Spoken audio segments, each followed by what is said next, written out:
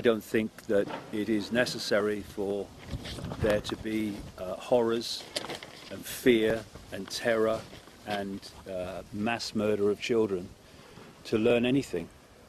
Because we could make choices that stop that happening.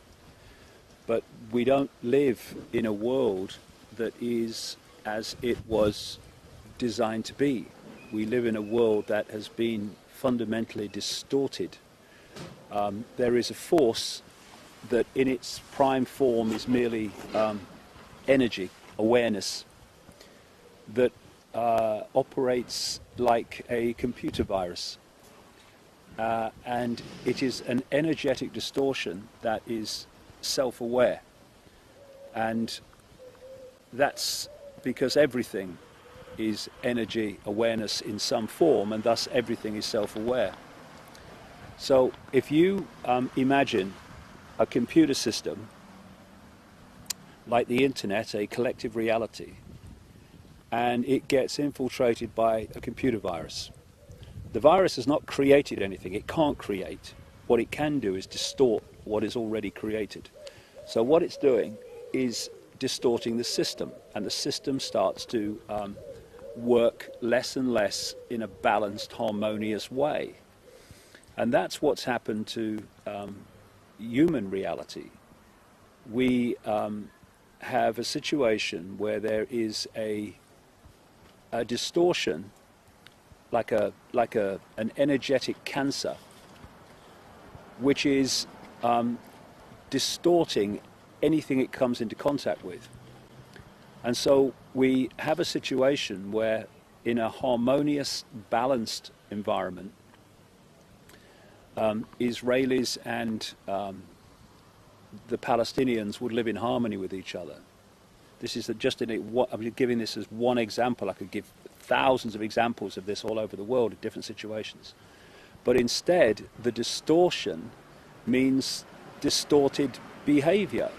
And so you have the Palestinians slaughtered day after day as we speak by expressions of this computer virus, this distortion. The reason that their behavior is so extreme, so evil, and evil is live written backwards. And that's a wonderful kind of symbolic example of what I'm saying. Live life, is the harmonious natural state. Evil is the inversion, the distorted inversion of life. And that's why those that are expressions of this distortion, people like Satanists and these other very, very deeply dark secret groupings, are obsessed with death. This is why they do a lot of their rituals in churchyards, among the graves and stuff, and why they do human sacrifice. They are a death cult. Why?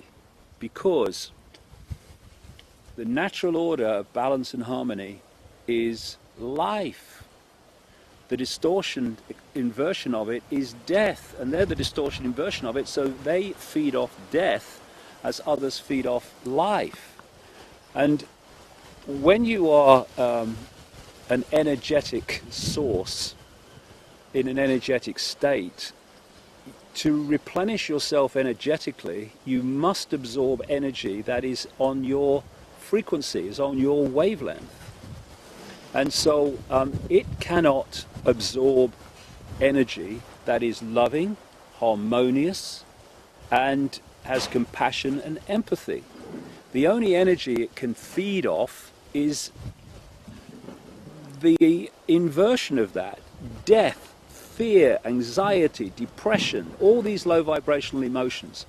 And what they've done, this computer virus has inverted the system, made the system more and more, and the society more and more, an expression of it. It has created more and more situations where energy of its type is being generated. You imagine how much energy of distortion in all these emotional states I'm talking about was generated in the years of the First World War, in the trenches of France, the Second World War, in Gaza, in Syria, in Libya, with these West-created terror groups like ISIS and others, where they are creating situations of insane horror, which causes the victims to generate this energetic distortion, low vibrational energy, terror, fear. What are they doing in their satanic rituals? They are systematically terrorizing the sacrificial victim and feeding off that energy. And these entities behind this, who are expressions of this distortion, that actually are operating in the unseen and manipulating our society through these particular bloodline networks, like the Rothschilds and the Royals and those that end up in positions of power in the world. They are feeding off this energy all the time. And so it is in their interests to manipulate society and manipulate human perception so that we produce maximum amounts of this energy, their energetic food and sustenance. And so it's not a choice, or it's not a situation, I would say, where it's okay, we're going to make them experience horrors and suffering and hunger and conflict and war and mass murder of kids so that they wake up. The consequences that I've just described are the consequences of humanity being asleep and unconscious and thus manipulated by these hidden forces, like candy to a baby. And the question is not that we have to experience these horrors to wake up. The question is, how far down this road of horror and injustice do we have to go before we make the choice to wake up and to look in the face what we're dealing with and deal with it, and to acknowledge its existence, which is that's just the first step, but very, very difficult for the vast majority of people to make that, even that first step, to acknowledge the existence. I mean, what do they think?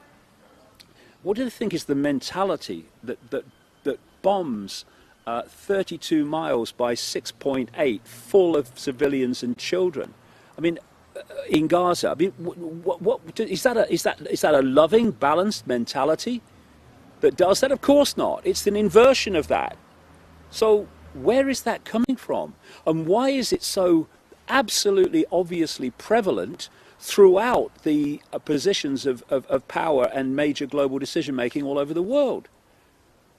What is this this mentality that thinks that it's fine to crash the banking system with all the suffering that comes from that, financially and in terms of austerity and hunger and losing homes? Is that a loving mentality that does that? No. So where's that mentality coming from? And why is it so prevalent in the positions of power? This is what people need to start asking these questions, so that they can start to learn and to see and to wake up as a result of what we're seeing. We could have woken up a long time ago when things were going on. We could have woken up at the time of the First World War. We could have woken up long before that. But humanity didn't. It went on accepting the official version of everything, and thus the official version of everything has led them down this road to where we are now. So, like I say, life's about choice and consequence. And humanity has been making the same choice and suffering the same consequence, except that it compounds and gets worse all the way through known human history. And as it's compounded, fewer and fewer people have got more and more control over more and more of the world and human society. So here we are now, with another choice to make. Are we going to make the same choice again? Are we going to say, oh no, the leaders wouldn't do that? They've been doing it for thousands of years, darling. And is this the time when people are going to make different choices by opening their eyes, waking up, as it said, and seeing the world in its true light rather than the one they like to believe it is? Well, I think the signs are certainly more encouraging than at any time in my lifetime of 62 years, because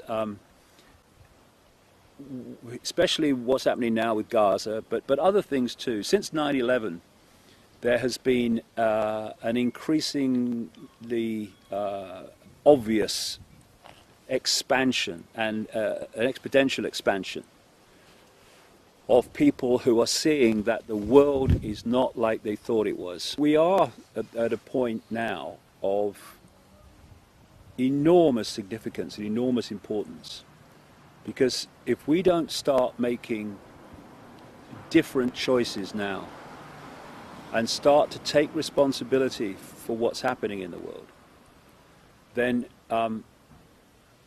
this situation is going to escalate very, very fast. Because, as I've been saying for decades, the plan is to lead the world into World War III. And with what's happening in the Middle East, I mean, the Middle East is absolutely ablaze on so many fronts, in total chaos. Then you look at Ukraine and the attempts to draw Russia into a conflict. They are seeking to take us into World War III. And we can make en masse different choices now and intervene on that process, or we can make the same choices of staying inactive and silent and turning on Simon Cowell. And has everyone ever done that? I'm not sure. We will take horrific consequences for that choice. We really are at the crossroads. We really are at a turning point. Yeah, just a point on that. Do you think we are too late, in the sense of like where we have a huge mass of consciousness that wants to stay asleep? They don't want to awake. They're quite happy in this state, or they feel they're under the illusion they're happy.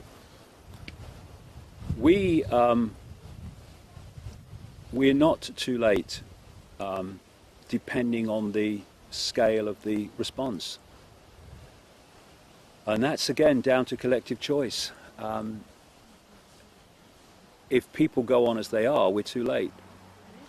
If people don't start rising up and ceasing to